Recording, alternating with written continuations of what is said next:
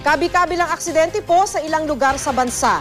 Sa Porac, Pampanga, patay ang 4 na sakay ng isang SUV matapos sumabog ang gulong nito at bumangga sa railings ng Subic-Clark-Tarlac Expressway. 3 naman ang patay nang bumaliktad bago sumalpok sa puno ang isang pickup truck sa Makilala, North Cotabato. Makibalita tayo kay JP Soriano.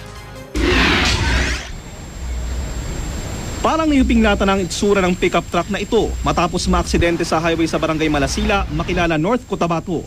Ayon sa mga pulis, pabalik na ng Makilala ang sasakyan mula sa Davao kung saan namili ang isang mag-anak.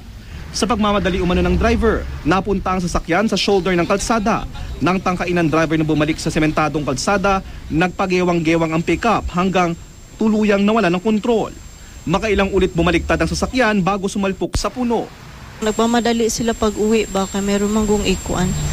I-deliver ng mga plastic. Accident lang talaga ito.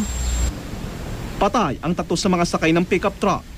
Kritikal naman ang driver ng sasakyan at sugatan ng kanyang asawa. Swerte namang walang galos ang isa pang batang sakay. Sa Porac, Pampanga naman, ganito na ang itsura ng SUV ito nang abutan ng GMA News sa SCTEX o Subic-Clark-Tarlac Expressway.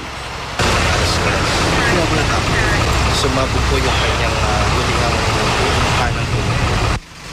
Dahil dito, bumangga ang sasakyan sa railings ng expressway at nagpasirko-sirko. Tumilapon mula sa sasakyan ang ilang sakay. Agad isinugod sa Bataan Peninsula Hospital ang mga biktima. Dead on arrival ang driver ng SUV na si Dr. Richard Kinang, barangay captain sa Tondo, Maynila. Patay rin ang 2 batang pamangkin ng doktor at kanilang yaya.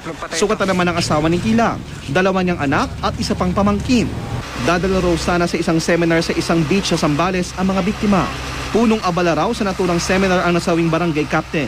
Patuloy na inimbestigahan ang insidente. JP Soriano, GMA News.